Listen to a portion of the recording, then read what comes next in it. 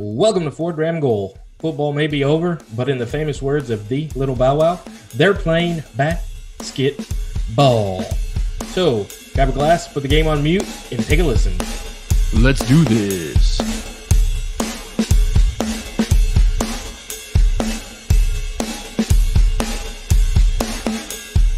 All right, welcome to Ford Ram Goal, where you're joining us with some good whiskey, maybe some not so good whiskey that you're going to find out. We're going to watch some sports. We're going to talk some sports. We're going to go through our headlines.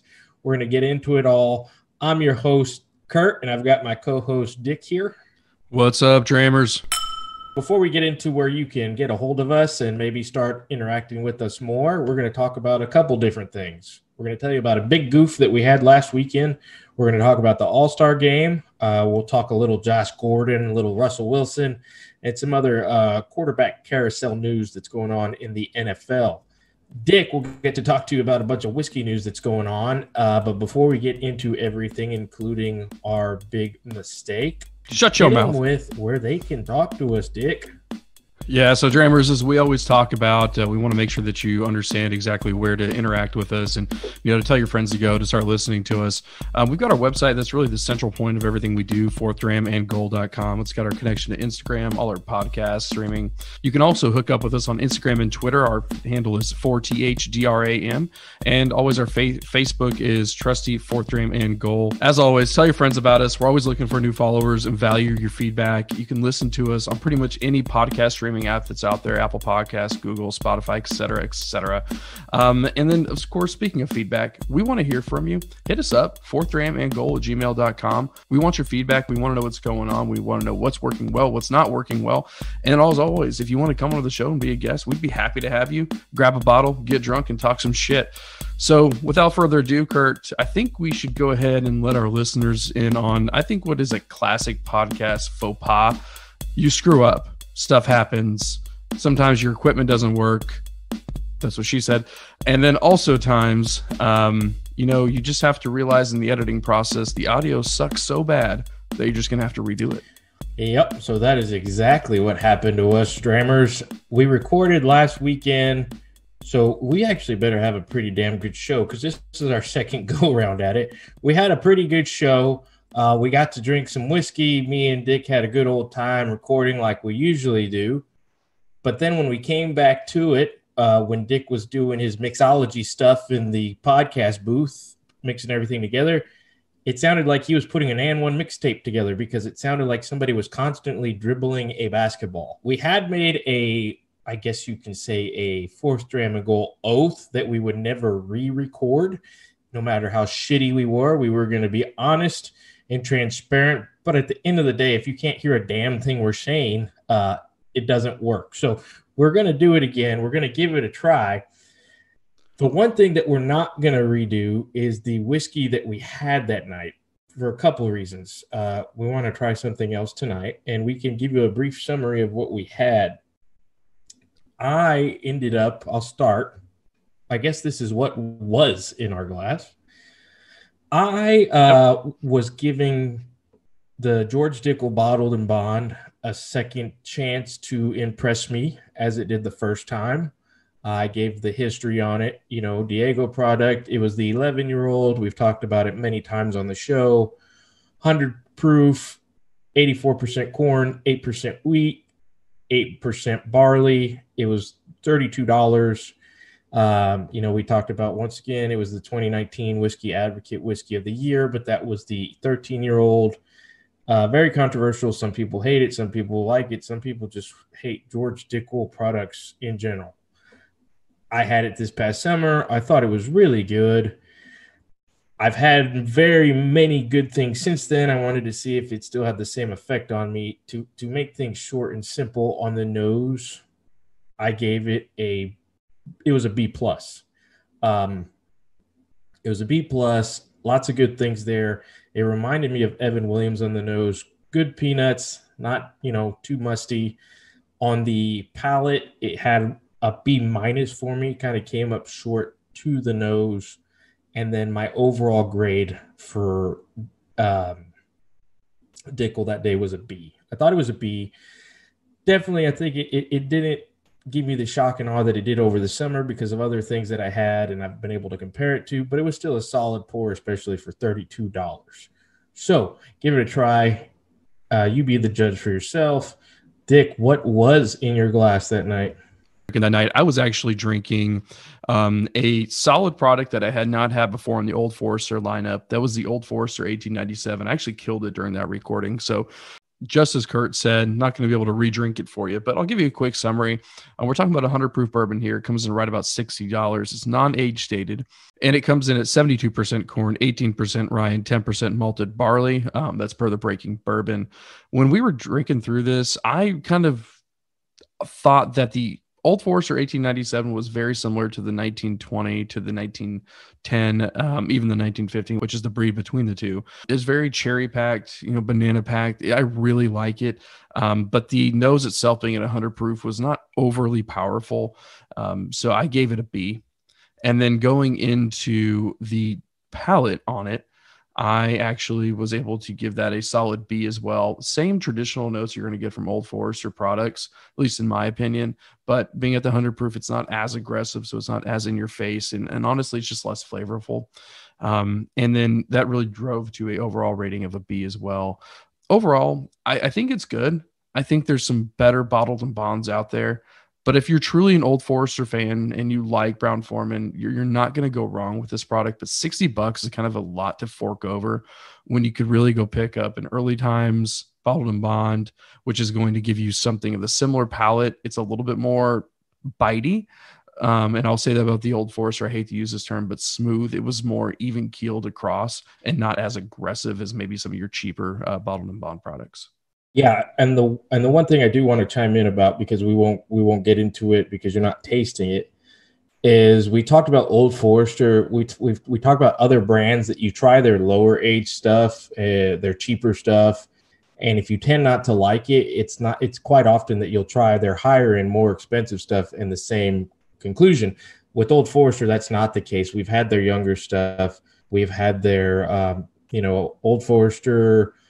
I believe it was, correct me here, Dick, it was the 18, because I said it wrong on one episode. It was the 1870 that I had and I was not a fan. And then I've even tried some of their older stuff, like their traditional, their everyday bottle, the 94 proof that's not part of their, I guess that Prohibition lineup. Not too impressed, but then I've had some other Old Forester products that I love. 1920 is arguably the best bottle, around $50 that you can get your hand on all year long. Mm-hmm. And then also, of course, their birthday bourbon that a couple of years have just knocked my socks off. It's delicious. As compared to some other brands that we've not intentionally given a bad name, but they're just not what floats our boat. Woodford Reserve, other things that we've had their lower end and their higher end, and just all across the board, not usually a fan. Willing to give some other stuff a try, though. For sure. Yeah, but anyway, that's just something that we won't talk about in this re-recording because you're not tasting it. Right. Little fun fact, though, that I did see about Old Forester is they're actually redoing their labels. So, how it kind of has like Prohibition style, kind of like embossed behind the actual font on the front end of it. They're actually going to be kind of separating it out and kind of go a more modern approach. Kind of clean cut. So it'll be interesting to see how well that's received within the bottle enthusiast community. So without further ado, let's go ahead and talk about what we're drinking tonight. We'll kind of give a unofficial rating on these, I think, as we kind of go through and some initial smell tests and taste tests. What's in your glass? Yeah, so if it's your first time joining us, we always do what's in our glass. We give an overview of what we're drinking. During the second dram, we give you what's on the nose. During the third dram, we give you what's on the palate. And we finish it in the fourth dram and go and give you our overall thoughts on it.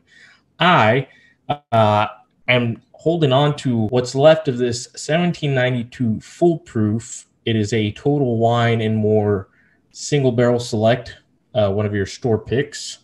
Of course, 1792 is a Sazerac brand. This is a 125 proof Kentucky straight bourbon.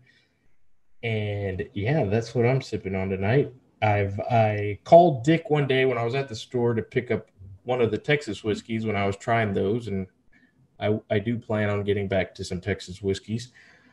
And I saw that, and I called him, and I said, "Hey, man, what do you think?" We've obviously had a really big surprise with 1792 Full Proof on our blind tasting that one time that we did it against Elijah Craig Barrel Proof and Old Forester 150. It actually was the best for both of us. And this one hasn't disappointed. I will give you my thoughts on it as we go in throughout the show. Dick, what's in your glass tonight? So I'm going to head back down the Texas Trail, or at least we thought when we bought this bottle. I've actually been drinking 2 9-banded products over the last few weeks with my buddy AK here. The first 9-banded was their wheated bourbon. And for someone who primarily only likes Scotch, mainly peaty Scotch, he actually really enjoyed it. So I was relatively surprised. So I decided, hey, let's go out and get the 9-banded straight bourbon whiskey, which comes at a 90 proof as well. And if you're not familiar with 9-banded, it's a pretty simple bottle. It's got a white or a black label on it. Got a nice little 9-banded armadillo. That's where it gets its name from. They're out of Austin, Texas.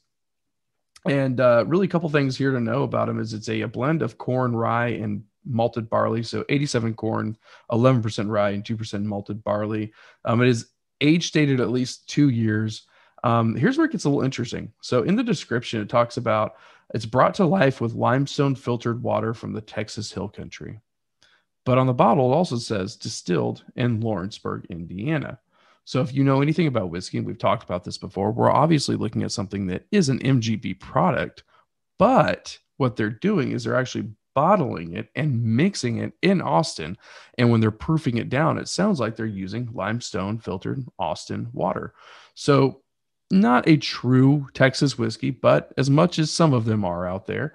And I really got to hand it to them. I mean, for, taking an MGP product and making it something that's very Texas branded and it ties back to, and they're doing as much as they can here in Texas. I'm really interested to see what they do long term. We've talked about the maturation of these Texas whiskeys, and you've got to start somewhere. Some great vodka, some make, White Dog, and then others have gone the route of pulling MGP in. And we'll review it a little bit. I can't say that I'm mad at it. I mean, I'm really not. So that's what I'm drinking tonight. And price point, sorry, missed that. Price point is right about $30. All right, good stuff. So we'll get into our second dram, if you agree with me, sir. Let's do it. So the headline that day, this was about a week and a half ago, I'll say. We talked about Tiger Woods. And at the time, it had already been a good week and a half since the accident. So our emotions were, it wasn't fresh off the presses, but we gave a good little intake on Tiger over the years and what he meant to us. And it's hard to do that again because that, like I said, that's an emotional conversation that we've had. We processed it. We kind of got the feelings out, as sappy as that sounds. So we'll summarize that for you as best we can.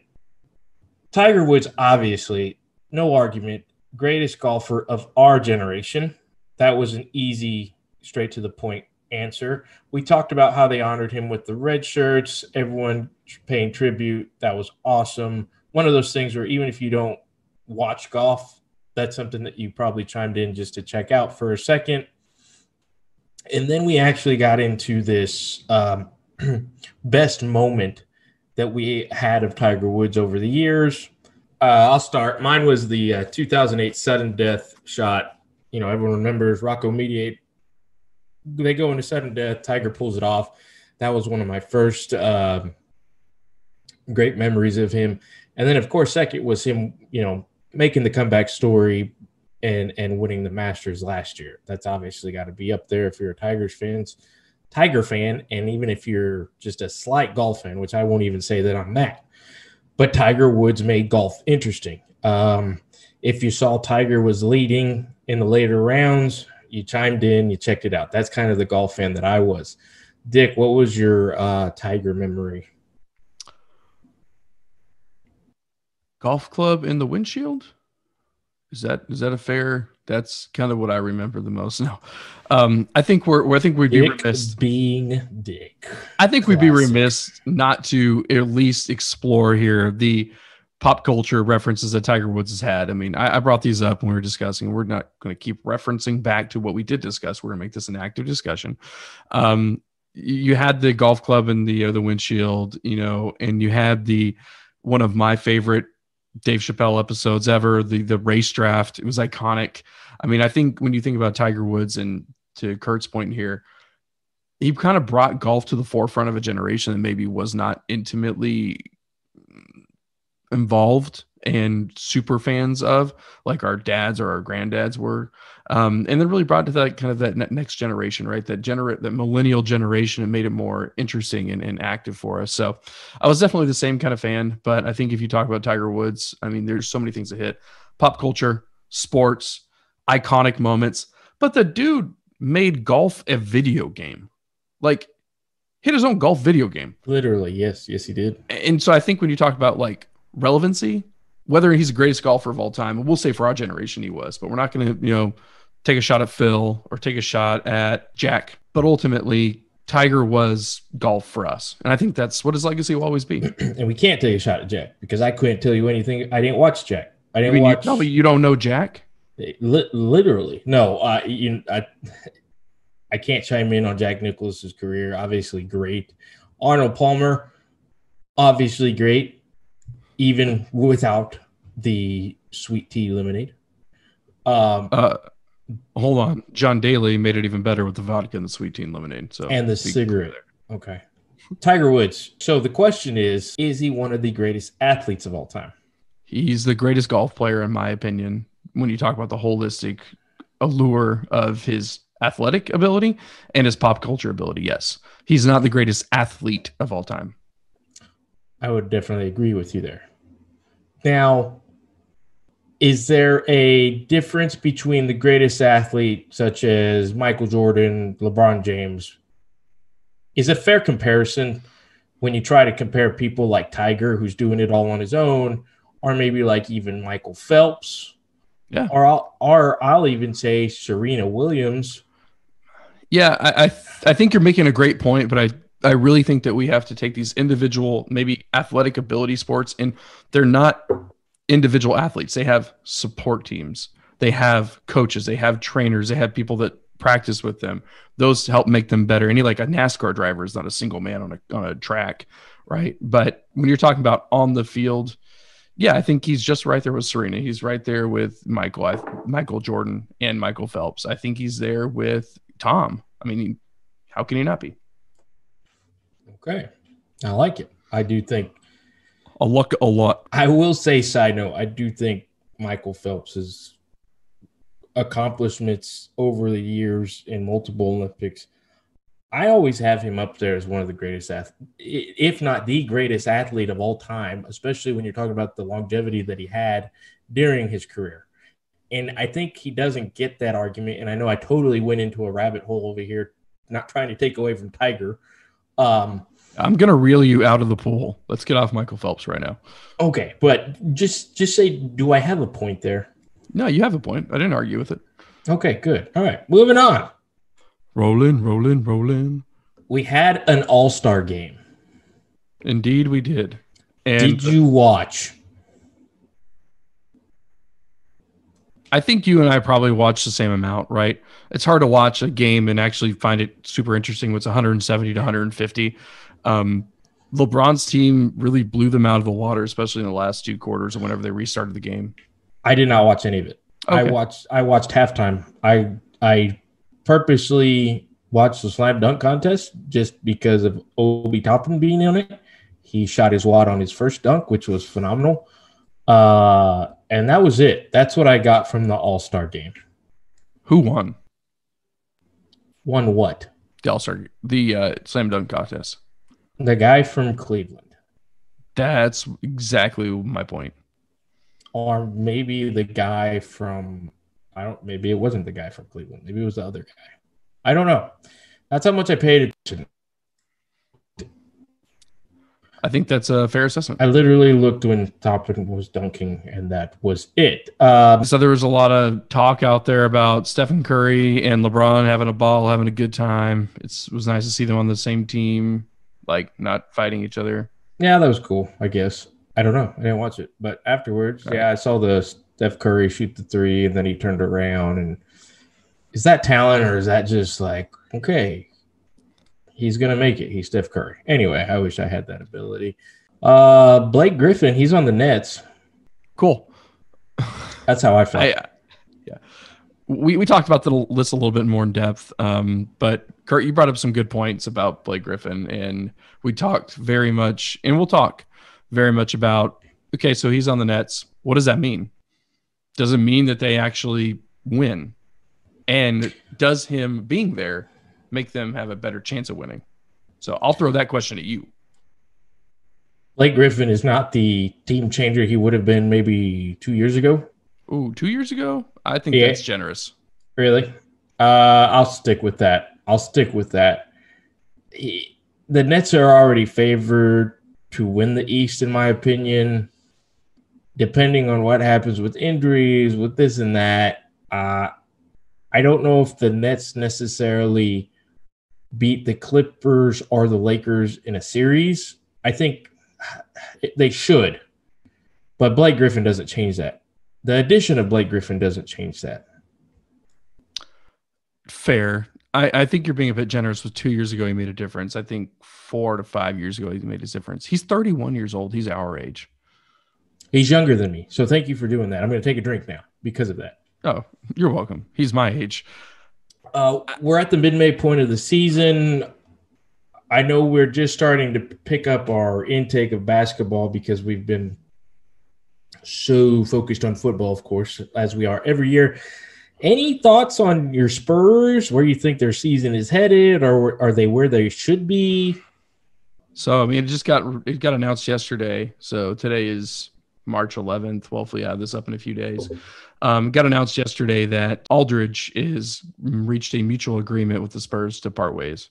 So I don't know, man. I felt like he was kind of the last holdout. You got Rudy Gay. He's still a little bit older, but the Spurs are going through like a phasing out of the old guys into the young guys. Like a decent great rebuild. talent there. It's like a there's mildly successful rebuild. Yeah. I like it's been a slow rebuild. I like that. I'm not mad at where they're at. I said mildly successful rebuild. Are the Knicks? I'm on hashtag trust the 20-year process, and you're over here bitching slow rebuild. Oh, shut up. It's slow rebuild from this. They didn't fire everybody and just go buy a bunch of rookies. Spurs fans are like Patriots fan. You have no reason to gripe for the next 15 years. Shut your face. Enjoy your games. You got some cool jerseys. Just shut up. And every Patriots fan I knew, like, that was a real bandwagon. It's been a slow rebuild. Jesus. I still wear my Latrell Sprewell shoes because it gives me hope of the glory days. Man, those things were like $20 when they came out. I remember them going to NBC, like, these are a deal. And they had a plastic spinner on them. Riding spinners. They don't stop. Knicks are getting their ass beat by the Bucks, which, they're going to beat it looks like they're the team that are going to beat, the middle of the pack teams, the weaker teams. And that's good. That's good because that was not expected this year. So anything above 500, which if they lose today, they will be back at 500, is a really glorious day as a Knicks fan. I like what they're doing with the young guys. I hope they don't do anything too crazy trade-wise, which I think they've kind of roughed the waters through that. After they acquired Rose, they're set. They're good. I like what they're doing. I hope they stick to the plan this year. The 20-year plan? Cool. Talk to me in 4 years. Catch me outside. How about that? What is in the nose of your glass? Not ready to go there. Okay. Okay. So before we go any further, we've got to really talk about the fact that we're talking about basketball. Dude, we are on the cusp of Selection Sunday. Like, we haven't even talked about that. I just got a happy feeling in my pants because this is my. Did you do a little Kegel? And I was like, oh, hey, how you doing? This is an awesome time of the year. So this is like a quiet, underrated time of the year. You have a lot of things going on. You have your spring break vacations with the family. You have your COVID vaccines. Oh my gosh! Can you just stop shitting on this time? Like with your depression, I can't take it. That's a good thing. COVID vaccines. Yes, it's great. Please remind me of the reality we live in. Anyway, you've got the spring break vacations with the family. You've got your traditional every other year, except, this once a generation pandemic. You have these spring break vacations with the families. You have Selection Sunday. Okay. Dick, stop twirling those beads around. I don't know what that means. And then you've got my favorite holiday, without a doubt, the glorious St. Patty's Day. And I will not talk about cancel culture, but there is one thing that kind of got me triggered the other day. They put the recipe online to some cockamamie bullshit that they called an Irish slammer. Now, Dick, you know my yearly St. Patty's Day tradition. I wake up the day before St. Patty's Day like a kid on Christmas. I put my lucky socks on, and I run to the nearest liquor store, and I get three things. Three things. Can I guess them? You can guess them. Jameson. Ding. Guinness.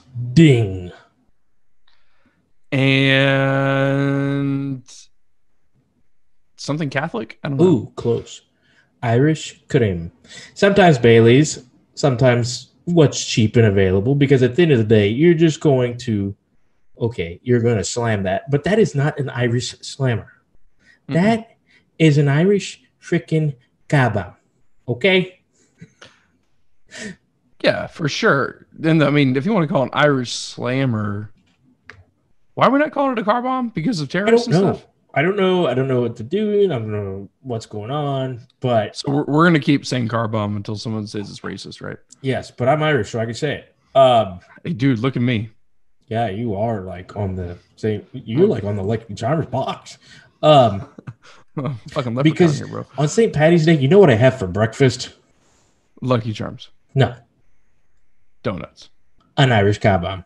Okay. You know what I have for lunch? No. Let me take a step back. An Irish slammer. You know what I have for brunch? An Irish car bomb.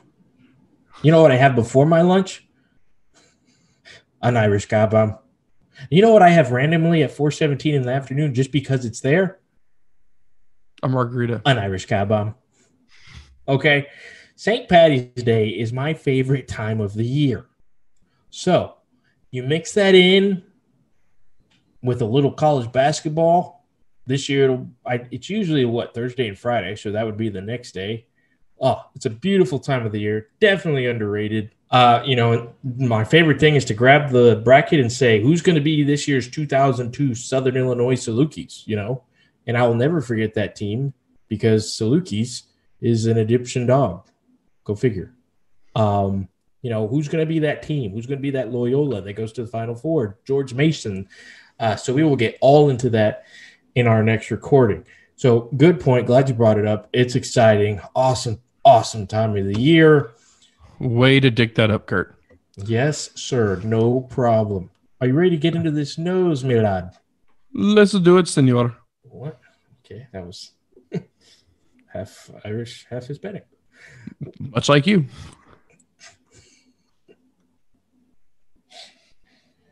All right. So I'm going to give you my 9-banded real quick. So it's not very proofy. You get corn. There's a good amount of corn in there. I mean, you can definitely smell that 87%. The corn, you get a sweetness, a little dustiness, hint of vanilla, not any cinnamon, not any, maybe a little cherry, but it's sweet, dusty corn, vanilla, cream. Yeah, I'll leave it at that. It's very atypical, corny bourbon. What about you, sir? Oh, I know. It's so good. So just for the record, while Kurt is nosing this thing, I'm going to voice over his sniffs, inhales. If you ever see a 1792 foolproof store pick, don't question yourself. Just buy it. I have not run across anybody who says it's bad. It's proofy. It's good. It's sweet. It's all the right things. Kurt's going to give you the voiceover on it, but it is probably one of the best sleeper bottles out there. So please pick it up. Yes. And actually, we have a whiskey club that I'm actually recommending the next time we get together. We do the 1792 small batch because we saw, what was it, Bourbon Junkies that had that blind tasting in the small batch one, or am I way off? No, you're not way off. Okay. And I'm interested to try it because apparently their products are pretty solid across the board. And when you have something like this, it only wants you to dig in further and do some research. But on the nose of this just delightful bottle, so this has a very orange peel nose. And the reason I get that is because the nose has this high peak on it. Like it's got a sting on it, but it's a good sting. Not your ethanol sting. It's like you took the peel, and you know when you accidentally eat some orange peel and it has that stinging kind of... Yep. You know, that's exactly what I'm getting on the nose of this. High orange. Little hints of vanilla, which you can literally say on almost all bourbons. Any decent bourbon you can. Oh, but yeah. Good toasted oak. Not burnt. But yeah, it's literally I'm getting the squeeze, the orange peel. You rub it on your rim when you do an old fashioned, something like that. That's what's coming to mind when I'm nosing this. And I certainly have a grade for you. Did you give your grade on yours, Dick? I didn't give a grade, but I'd give this a C. I'm gonna go A. I'm gonna go A minus. I'm going to go A- for this. It's there. The orange is very, very lingering, and it's very welcoming. So I'll give it that. I'll give it that A-. Sweet. Before we get into our third dram, we've got to talk about something that was very influential in our childhood. It had a very big impact on us. Les Miles. No, that was a different impact. What is that? Velvet? Did I do a good one? Was that good? That's pretty good. Okay, well, coming to America. Sexual chocolate. Well, that was kind of... that sounded like an evil cartoon, like Dracula character, but A for effort. Coming to America came out. We both watched it. We both texted each other. We actually started the movie at like the same time and sent each other the opening credits. Kind of weird, but once again, I think we're best friends. I just want to get, did it live up to the expectations? Was it worth the sequel of all that was awesome in Coming to America 1? I mean, how could you say no? I felt like it was everything you wanted it to be. A lot of people were saying no. Well, those are some fucking haters. Go continue. All right. Don't be a fucking dick about it. All right. There were so many good tie-ins. The story tie-in to actually make the whole son situation was a little loose, but they did their best. I mean, they did their damnedest, and you can't hate them for that. There's not too many reasons to tie together a 30-year gap, so they had to kind of roll with it, but continue. Indeed, they did. But I thought they put it together. They had a great cast. I mean, we talked about Wesley Snipes and what a awesome job he did. We talked about them bringing back, like, even Louis Anderson, like all of the peripheral characters. Louis! Exactly. Sidebar. Life with Louis. Did you see it growing up? Is that the one that was animated? Yes. Yes. Yeah. Oh yeah. My gosh. I forget how the dad, when I was in the war, that show was awesome. Check it out for you that didn't get to see. I think it was on Fox. Awesome cartoon. Maybe it sucked. Maybe it was one of those things was cool because I was like 7 or 8, but hey, whatever. Anyway. It's like watching Ren and Stimpy at this age. There's a lot that happened there. I think at the end of the day, you have to appreciate what it was, right? You can't sit there and say, oh, it's critically acclaimed. It's going to win all these awards. Maybe it will. I don't know.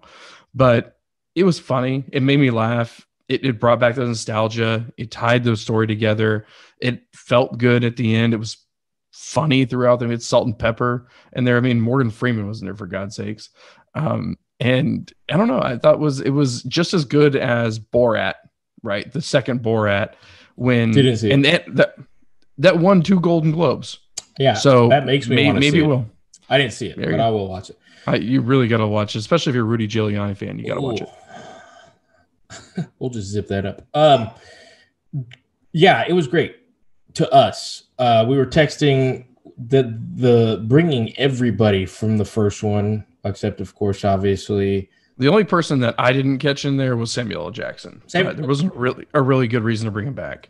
Well, and then the boyfriend, the Sogol boyfriend. Just let your soul glow. Yeah, the only two people that really stood out, Samuel L. Jackson, yes, who went on to greater things after that movie. The sister, Lisa McDowell, she's not in it. And then you have the boyfriend, Daryl, famous scene where he's at the door covered in rain, which I did to my wife the other day. I rained on. And she answered the door. I go, Lisa dumped me. And she took her a while to catch on. But anyway, everyone else is in it. And that's what made it great. We were talking about the critics being hard on it, but it's like it's the same people that say all Adam Sandler movies suck. When at the end of the day, if you like Adam Sandler movies, you're going to love all of them, except for that Jack and Jill one, which I don't talk about very often because of how... Where you tried to pull a Eddie Murphy? Yeah. It was so bad. But while we were texting, you made a comment about an Adam Sandler movie that I wanted to put my fist through the phone and punch you in your throat. You want to chime in on that? Which one was it? The one that you said was his worst movie, which can arguably be one of his best movies. Oh, yeah. You mean the shit fest that was Uncut Gems, which brought freaking Kevin Garnett into it out of nowhere. Which Adam Sandler does in his movies, but... Yeah, I did not like the closest he's ever gotten to being nominated for like an Oscar. Adam Sandler, that is. 50 First Dates was pretty rewarded. If I okay, so you go from Uncut Gems to 50 First Dates. I mean, Grown Ups was good. God. Moving on. I just watched both of them this weekend. Let's get in. I like. Let's get into that third dram. Shut up. You know what? Okay, all right. Well, before we leave it, one of my favorite Adam Sandler's of all time is 8 Crazy Nights. That's a great movie. I'm going to stick with the classics. Happy Gilmore, Big Daddy. Who doesn't get their heart just crushed at the end of Big Daddy? What do you mean crushed? You want what happened to your 5-year plan? Oh man, because you showed me I'm going to be a good father. Oh, every time. Is that the guy with the old balls? That too. Third dram. So somebody lost their job. Yeah, this was after we recorded last time too. So this is hot. He did a no. Who's currently unemployed, Dick? Well, 2 people. The first one being Les Miles, who couldn't be trusted around the ladies, and Jeff Long, the AD. Talk about a history of being rewarded for failure. As I read in one article, Jeff Long's out at Kansas, and Les Miles. Yeah, you texted me when the first, he's going to be out indefinitely, and I texted you, he's done. That's, these slap on the wrists don't last. They don't work. Not today's era. No. And if we're going to put some context to it, the Creighton basketball coach just recently made a really bad comment. He got the slap on the wrist treatment, and he's going to be able to join his team again. The sexual allegation things, they don't get the slap on the wrist treatment. They're gone. Rightfully so, though. Yes. And that is not saying that the Creighton coach, McDermott, that was a horrible, horrible thing to say. But these sexual allegations, they don't get the slap on the wrist treatment. It is what it is. There's a chain reaction of people get fired, as you said, deservingly so. So I don't know what the point of that was. I guess, everyone's entitled to due process. So I guess that was their way to starting the process, but that wildfire was already lit. We read the details, that he was banned from, being around females by themselves or, having them as interns or something like that. Am I? No, you're right. Okay. Yeah. I just want to make sure I'm not pulling you couldn't babysit the girls' volleyball team anymore. I just want to make sure I wasn't pulling like a Newsmax and just totally making that up. But Oh, that was more of an OAN Okay, move. got it. So he's out. Who takes over at Kansas is obviously going to inherit a whole lot of issues. He really didn't get the rebuild going at all. I don't know if they won a game last year. Sadly, I only saw them when they almost beat Tech in the last game of the year. It's going to be rough in Kansas. It's going to be a rough period, especially when you're playing in the Big 12. So I haven't seen any front runners pop up. I did see one article, and I think it was like, I won't say it was satire, but it was more jesting that he should go hire that they should go hire that famous Arkansas high school football coach who goes for it on every fourth down and does an onside kick every kickoff. Yeah, I know. I know who you're talking about. He goes for two. He never punts. Doesn't matter what end of the field. He does all the stats. That's great. Yeah. He's not going to get that job. No, he's not. So who's going to go after that job? I don't know, man. Like, there's two names that pop up to me first. Like, one's Brett Bielema, but we know he just got that Illinois job. But I think you're looking for someone in a very similar situation who used to have clout like Les Miles did, right? And fell off for whatever reason it was. Lane Kiffin's a prime example of that. Sarkisian's another fine example of that. But these guys have gone through their remediation process, right? I think one guy we can't forget here, and it's just a stretch because he's actively coaching because it's D2 and they're actually playing spring ball this year, is Bobby Petrino. And I know he had his issues, but I'm not saying it is Bobby Petrino. But I think you do know the issues he had, though, right? I'm very well aware, and that's what I was getting to. But I think you're looking for someone of that caliber that was a somewhat successful D1 coach, had a fall. Caliber. Yeah. He was decent while he was at Arkansas, man. Yes, I know, but his troubles will get him nowhere near that interview. Maybe. People forget. No, What about you? So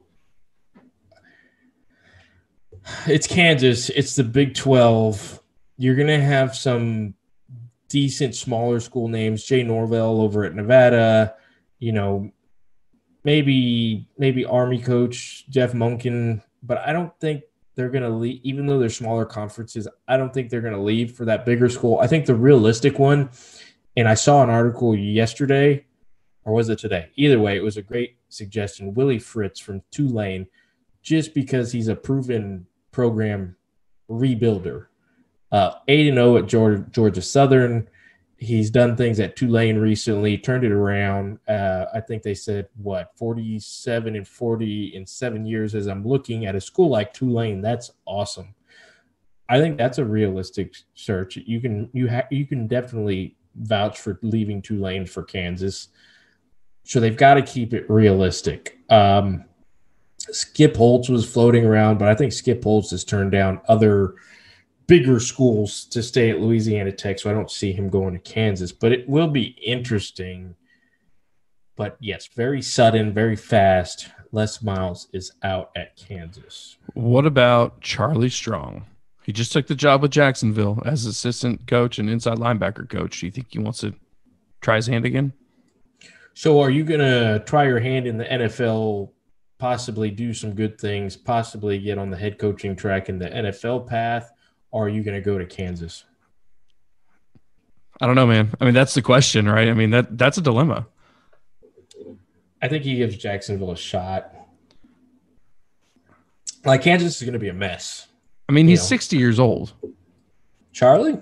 Yeah. I did not know that. I still don't think that I don't think that changes it. I think he sticks in Jacksonville. Okay. What else we got? What other headlines we got? All right. So I think other than that, we've got Patrick Ewing. I'm going to just let you go with that. So today, Patrick Ewing had a press conference. They had their Big East tournament at the Madison Square Garden. Obviously, Patrick's had a lot of success there. And he was upset that he got so much, I guess, pushback from security. He had to go through clearances. He had to do the security check. And he said, "What the hell, man? My jersey's literally in the rafters." He was not too happy.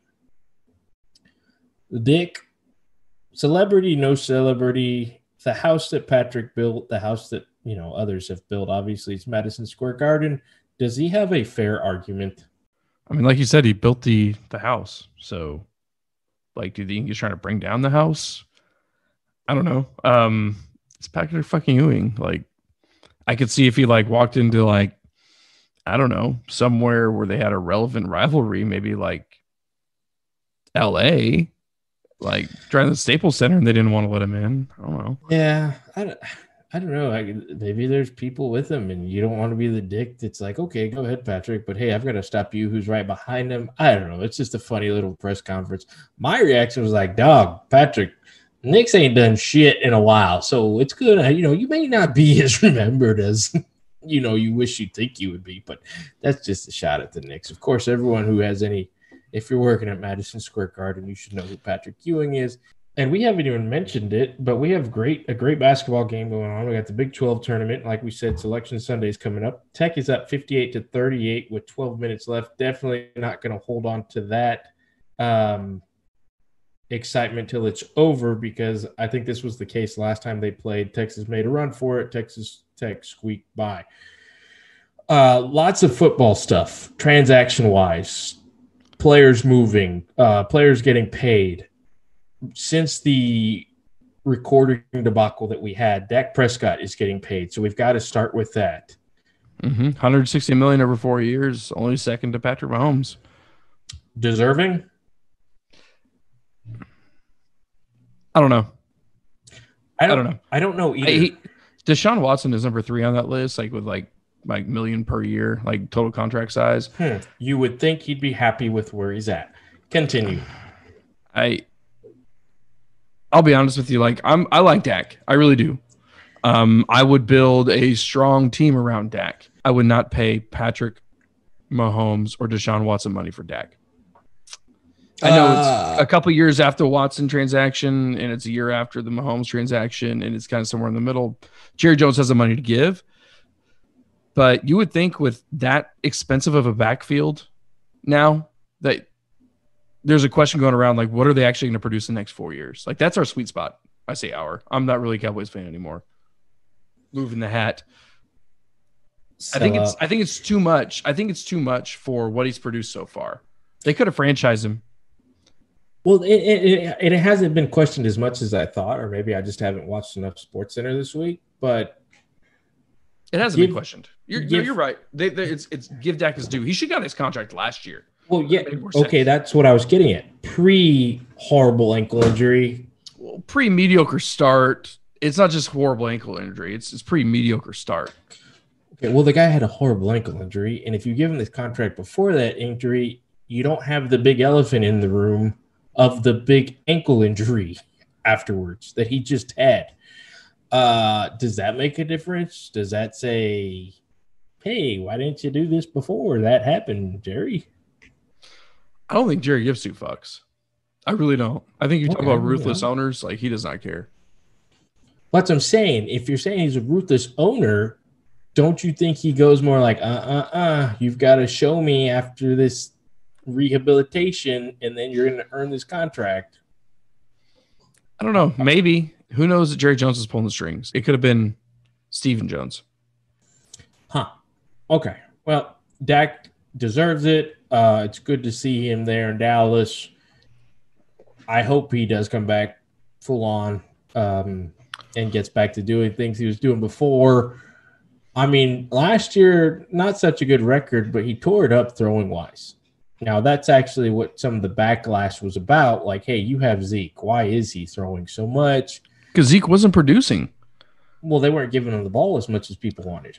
No, but even if you talk about last season, like the 2020 season, when Dak was still healthy, Zeke was not producing when they gave him the ball. They were giving the ball 10 to 15 times a game, and he was averaging 2 to 3 yards a rush. It's almost like, this is my opinion, Zeke got paid, and Zeke said, fuck it, which I can see Zeke doing because Zeke is that kind of guy, in my opinion. Well, there Dak is driven. Zeke should not be just getting the ball 10 to 15 times a game. Exactly. But when you give him the 10, 15 times a game and he's only averaging 3 yards a rush over that 10 to 15 carries and he's not giving you big plays, why would you keep giving him the ball? It's the same predicament the Cowboys fans have been in for a while. It's like run the ball more. And when you run the ball too much and they don't produce, you throw the ball more. And you get in the third and fourth quarter, you're down by 7, you start throwing the ball like a motherfucker. Sorry. Well, with Dak signed up for the future, the Cowboys have certainly gotten more stability than the Texans have. That's for sure. They just need to get some damn wide receivers now. Texans signed Mark Ingram today. Moving on. Wow. Let's talk about Russell Wilson. He's obviously not going to the Cowboys. So he's got the Bears, the Raiders, and who else left? I think I'd heard the Saints. The Saints. So does Drew come back? That whole conversation. Is Jameis really the future of the Saints? I don't think Russell's going anywhere. I think that's a fair assessment. I think it's a lot of all for naught. Let's get some football news going in the offseason. I think that's what it is. I don't think Russell's going anywhere. I think he'll be a Seahawk. I even see Russell being like polite about his unhappiness. That's how Russell Wilson seems to be. Like, okay, I'll play. Give me my kale juice and pay me more.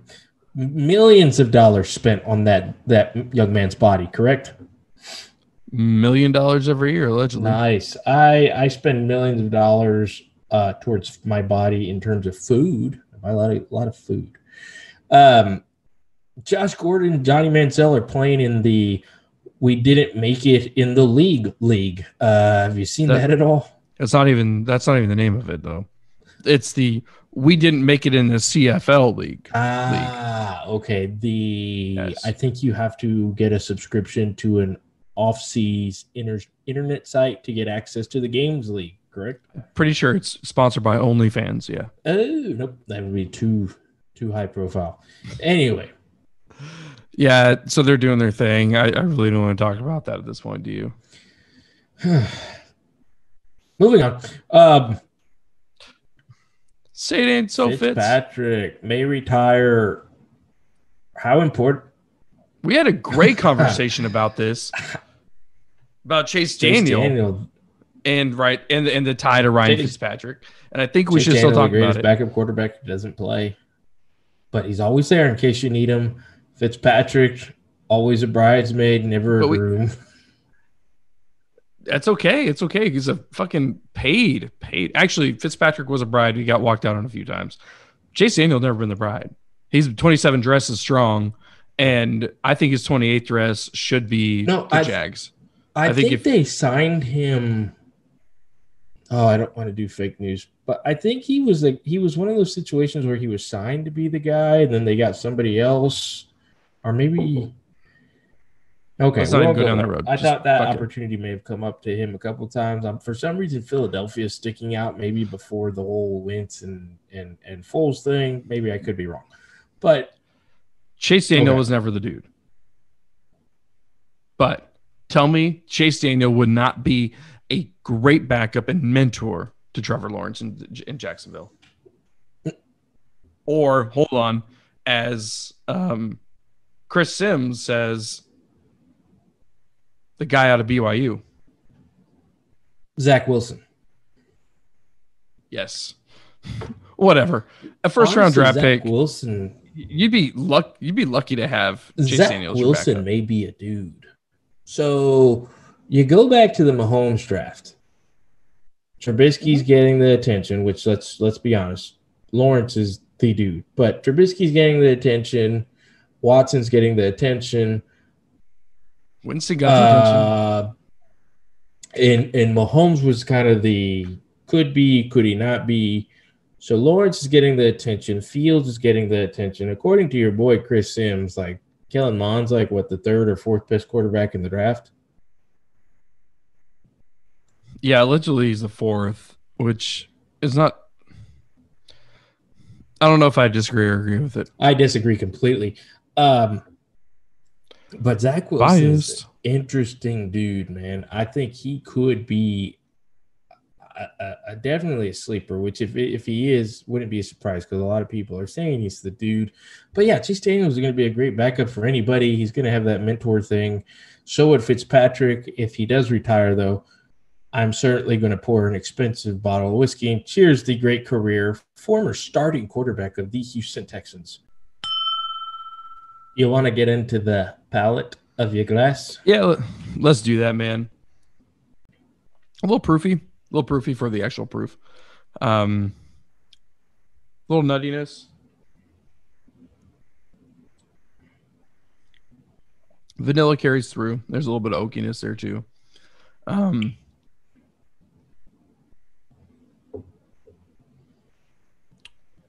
Maybe a slight hint of like apricots, but nothing super complex. This is a great beginner bourbon. This is also a great mixer bourbon. I think it's a really kind of cool bottle. My bar is called the Armadillo, and this looks really good in the Armadillo from the standpoint of its 9-banded Armadillo. But B minus on the taste. I'm not mad at it. I'm not praising it. It's B minus. All right. Lots of fruit here. Continuing on with the nose that had the orange, grapes, good mellow taste, solid 125 proof. I think it really tastes. I think the palate is really there at that 125 proof. It has a kick, not an over kick. But yeah, I'm getting a lot of grape and fruit on this taste. Even like a grape juice kind of finish.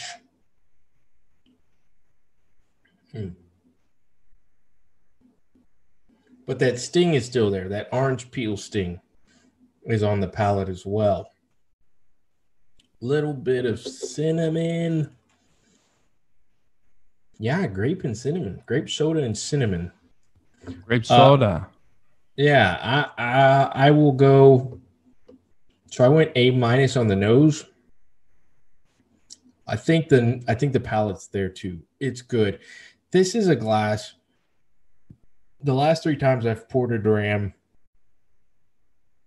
it grows. It grows. It gets better. Let it sit for a little bit. It's definitely one, if you try to drink it fast, you're not going to enjoy it as much. Let it sit a little while. Flavors come out, and it's pretty good. So I'm going to go ahead and give it an A minus on the palate as well, which kind of takes out some of the anticipation of my overall grade. But yeah, A minus on that. So would you say that you need to get the neck pour out of the way first? Hold on. We'll get to that. All right. So let's go and get into our 4th dram. We're going to call this one, What in the World of Whiskey? I want to kick it off. You took a little trip, a little afternoon meander over to a little industrial segment or section of Houston, and you got to know exactly how much pride the greatest of all time had. Tell us about that, man. So, one of the many wonderful things of H-Town Hold It Down is the distillery game is going through the roof down here. You're getting beer distilleries, you're getting whiskey distilleries. There's a lot to go through. Yeah, I heard it's quote on fleek. Yes, it is. It is on fleek. So I attended a whiskey tasting over at Gulf Coast Distillery in Houston. It is the largest distillery west of the Mississippi River. Big old complex. Got to check it out. Their tasting room is just, it's awesome. I was sending Dick some pictures of it. Barrels on the wall, colorful, great setup. Really excited as soon as I walked in. They had an awesome layout. They had the grains on the table, corn, rye, so you can, nose those as you go through it. And it actually was kind of broken into 3 segments. It was called Whiskey 101. So it was really a really good thing for beginners. It was a good room, socially distancing, of course, which here in Texas, that ain't a thing anymore, but we won't get into that. It was a nice setup. Everyone had their own little sets of glasses, and it started off with a nice little PowerPoint. It was called Whiskey 101. it had some cool things, like they had a whiskey miss slide that, all bourbon isn't made in Kentucky. Color isn't an indication of age. Older whiskey isn't always better. So it was some good myths. And really what it was a put on where they had the head distiller speak, or the master distiller, and they had Christopher Hart, who if you haven't heard of him, down here, he does a podcast called Whiskey Neat. He's interviewed some awesome people. I know Matthew McConaughey within the last couple months, and it's on ESPN radio here in Houston. And he did a little Q&A. And we were tasting it's a 15-year Kentucky bourbon release called the Prideful GOAT. Basically, they insourced a Kentucky bourbon, could be anything, 15 years. It was, we were able to taste that. And then the other cool thing that we were able to taste is we actually tasted Howler's County Fair bourbon bottled and bond that was from 1967. So that was a unique experience. And someone found that in their grandfather's basement after he died, right? Something like that. Something in an auction or something. It was a very unique flavor. It even had like a rustic flavor to it. Very, very good. The Prideful GOAT, I'm excited to share my thoughts on that. I'm sending Dick a bottle of it. I want us to do it at the same time because I want to see if he enjoys it as much as I do. I mean, it's 15-year Kentucky juice. It was $100. I ended up buying the bottle. We had a chance to buy their second batch, which was getting released at the time. It just got released this past weekend. We got a little early shot at it because we went to the tasting, and I'm trying to hold on to it for us to do it because it's good. But get off your ass and go to the UPS store. Yes, I'm getting there, buddy. I'm getting there. It's a pandemic. People are suffering. But the funniest part that I wanted to share with Dick is during the Q&A, the conversation was going good. There were some good questions asked, and there was my opportunity. So I raised my hand, and I should have known better, but I wanted to get the answer for Dick.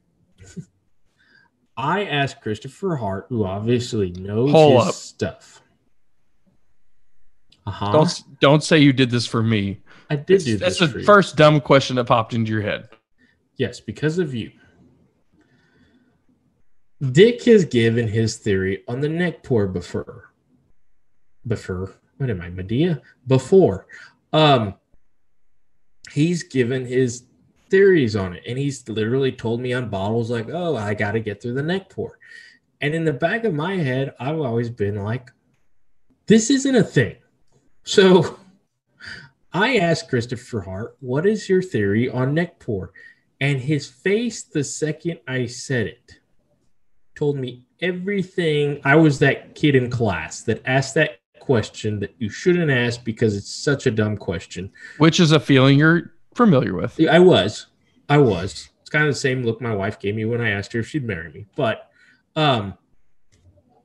yeah. So to sum it up, it's not a thing. And he did a very good job at answering it for the crowd because you could tell there was some very new people to bourbon. He explained it. He explained the phenomenon of people saying, whoa, let's get through the neck pour, that they think that the oxygen that gets into the bottle when you open it, changes the taste. Then he's all, guess what's in a barrel after some of it evaporates? Oxygen. So, yes, he made me. So I was glad to tell Dick, fuck you, Dick. Let's just be very clear. I've never said the neck pour is a thing from the standpoint of the oxygen. I've said neck pour is a thing from the standpoint of the light pollution into a bottle when it sits out over time. That's why whiskey should be stored in a dark place. No, you're doing that thing where people are saying, no, just go with it. It's not a thing. In fact, somebody behind me, this was the sad part. Like, this was me back in a 5th grade class. When I asked the question, somebody behind me was the funny guy and yelled out, well, it's because you didn't turn the bottle. Ha, ha, ha. And I was like, ha, ha, ha, ha, ha, ha. Anyway, so that was my great experience. But anyway, other than that, wonderful tasting. If you're in the Houston area, go look at it. It's like in a factory district where you pass these other factories, and it's kind of, you do drug deals. It was a muggy day, so it was kind of like I was the first car there. I was that guy. But food, they served us food. Oh, it was good. Did you say you met some pretty cool people while you were there? Oh, I did. Actually, Tortilla Dan, uh, owner of Tortilla La Rancheria over in Houston. Delicious tortillas, by the way. I had to buy them. We had them there. I had them with some Korean chicken tacos. Oh, good stuff. I will shout out more when we get to the actual episode. But he sent me a bottle of Garrison Brothers Cowboy Bourbon. I've never had it, and we've talked about it many times. Kind enough, cool enough, he sent me a sample of that. I will be trying it in an upcoming episode. But shout out to Tortilla Dan for that. But it was just a cool little evening.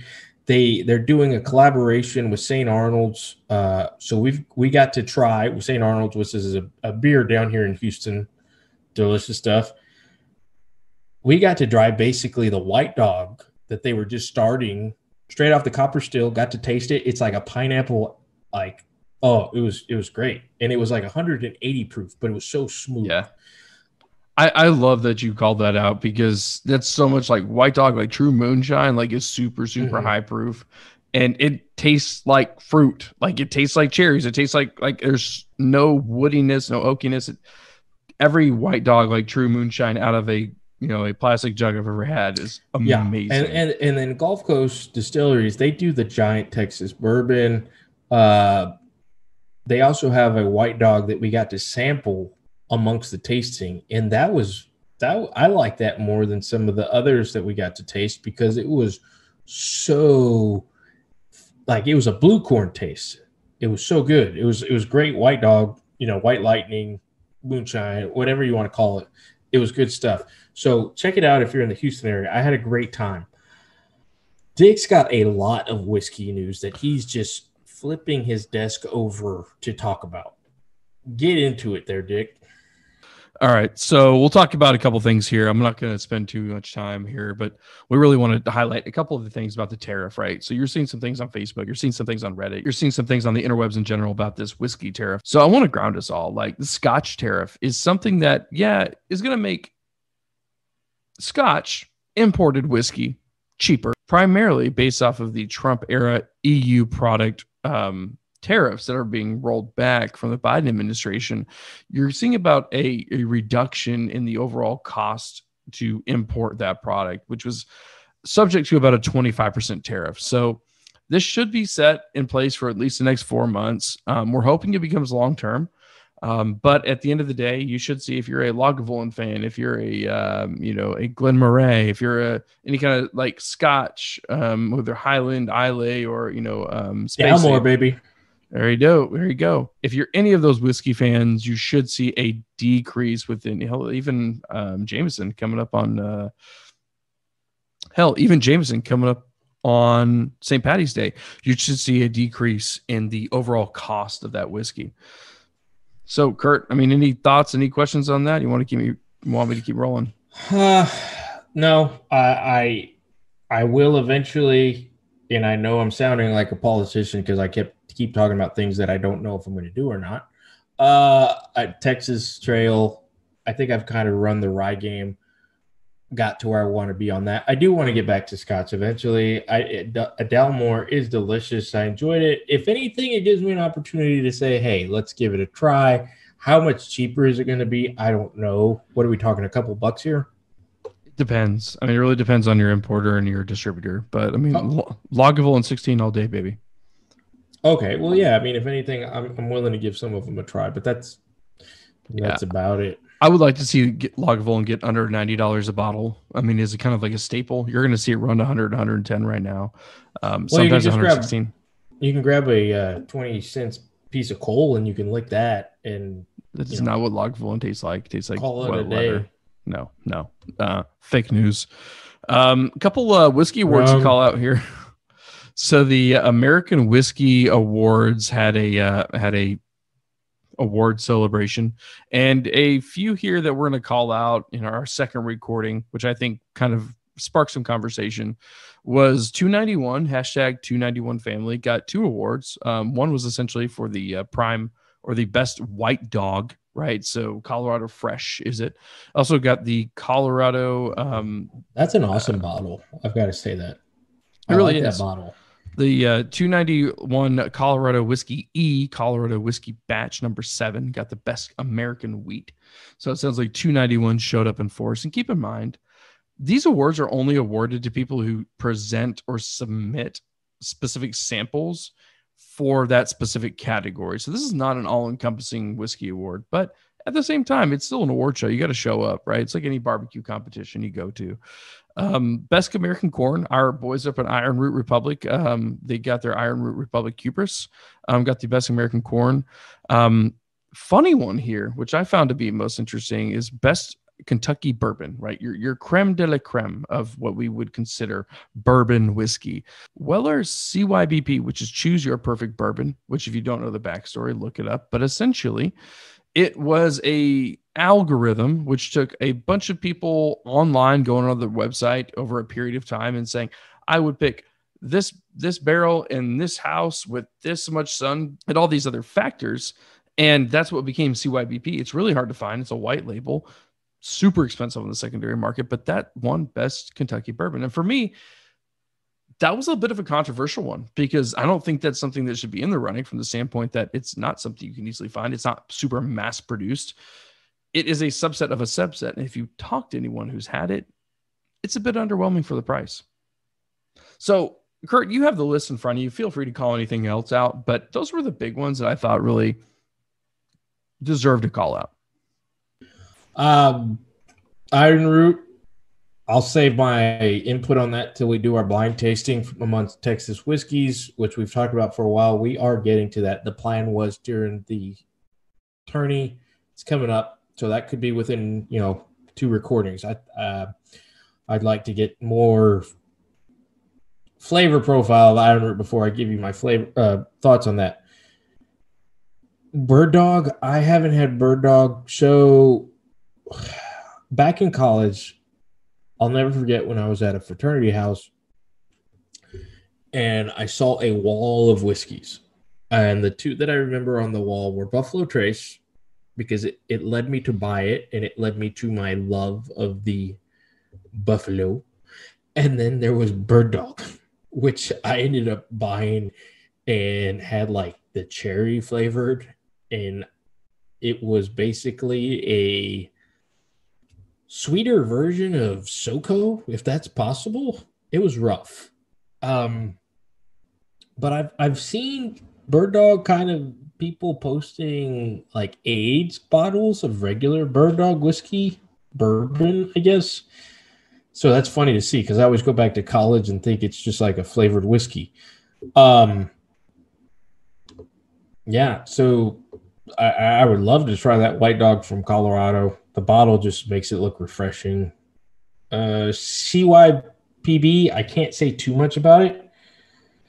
I didn't have it. I haven't had it. I've had it once. You're the Weller guy, so you'll know more about that than me. But yeah, that's my input on that list. Cool. And for those who don't know, Weller CYBP is a wheated bourbon. So even more interesting, they picked that. The last one I'll call it is Redemption Plantation Rum Cask Finish. This one, Best American Rye. I'm going to call a strong horseshit on that. It is not good. It was a drain pour. It's a bottle of pickle juice and not fun. So please don't buy it. Even if it's on an allocation shelf, it was probably the worst buy I've ever made in the last 2 years. Don't pick it. There's much better rye. Pick up Sassy. It'll knock your socks off. Yeah, that's a hard one to swallow because there was the Jack Daniel's rye, there was the rare breed rye. I think those are both great call outs, Kurt, and without any pun intended here, it literally was hard to swallow. So don't drink it. It's bad. The next one is new releases. So a couple new releases coming out. We've got the Mikter's Barrel Strength Rye, which I'm kind of excited about. I don't know if I can get my hands on it. It's 110 proof. I really like Mikter's products. I can't say anything negative about them. We got the New Riff 15 year. So Kurt and I have yet to get our hands on some New Riff. We're really, kind of waiting for those guys from New Jersey to get their shit out to Specs and Twin Liquors out here in Texas. But we're talking about, this is about a $200 bottle MSRP for a $900. It's total $900 bottle production. very interesting. I'm not saying pick it up, but for 15-year bourbon by New Riff, which has got some great reviews. I mean, Kurt, kind of compare that to your GOAT. Like, what did that GOAT 15-year run you? It was $100. $100. $100 for 15-year juice, and it's hard to find that. Okay, so batch one was $100 because we went to the tasting 2 weeks before the release. We got the batch one price for $100. The batch two was actually sold at, I believe, $125 or $129. So, I mean, that's ballpark with 200. I mean, you think about some other 15-year kind of ultra aged bourbon era that you're getting up to. I mean, Kentucky Owl is going to run you around the mid 100s, possibly upper 100s. It's interesting. I might buy. Well, that was one of the things that they prided themselves on. No pun intended. It was for a 15-year Kentucky bourbon. I think they said the next close like maybe $40 more than what they were selling it for. And like I said, I don't want to give too much away because I really do want to try it. As I'm watching Texas versus Tech, the clock's running 11 seconds, 10 seconds. Tech is up by 1. Texas is going to put up the last shot to try to get a buzzer beater. What are they saying? Are they calling that a foul? They're calling that a foul as he ran in through traffic. Okay, so we're going to go to the line, possibly 2 to shoot 2 free throws and win the game. Great. Yeah, so I'm not going to give away too much, but let's just say that at $100, I will say that it's worth it, to say the least. All right. So while we're on the quick timeout break here, I'm going to talk about the last one I have here, Smoke Wagon Rare and Limited, the 5-year batch. So if you're familiar with the Smoke Wagon at all, it's kind of a polarizing bourbon. I would say that ultimately it's something that grows on you over time. I think that Aaron out there and team are doing a great job. And this one is something that popped up on the Instagram. We're talking about 1 barrel out of 300 barrels that they imported. And this is a rare and limited, but it's a red metal. So I think this is something that's going to be super collectible, in my opinion.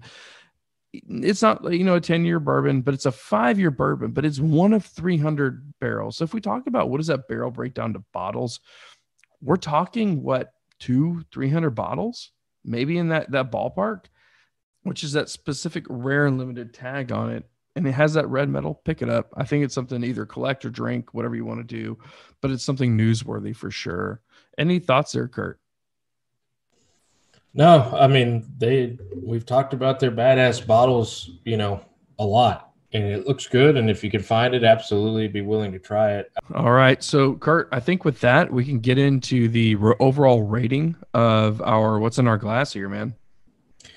Mine's going to be easy. It was an A- on the nose. It was an A- on the palate. So I'm going to keep that overall. Great, solid bottle. And then, $38?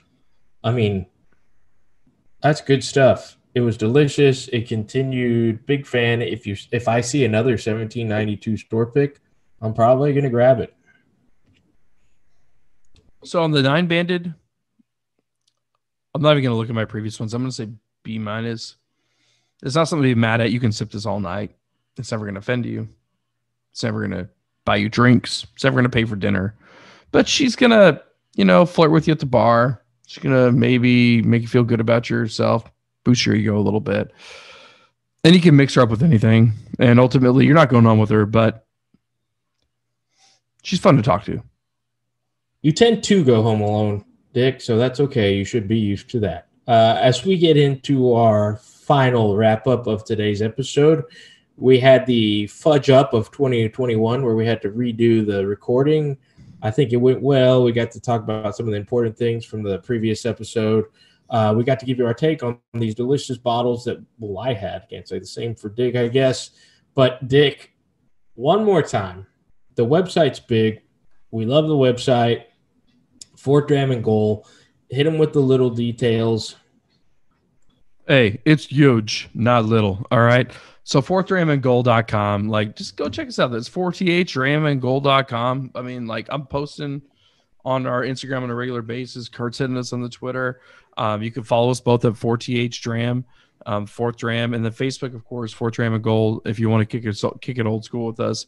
And then you can always email us, fourthdramandgold@gmail.com. We want to hear from you. We want to know what's going on.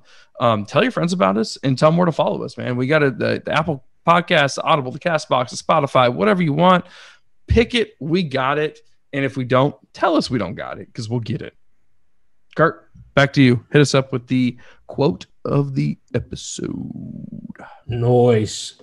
So we got to do something for Tiger, since we talked about him earlier. Continue to watch his recovery and see what happens with him. But in the famous words of the Tiger Woods, the greatest thing about tomorrow is that I will be better than I am today. La Tigre. To the next snap and the next dram. Drink on, Drammers.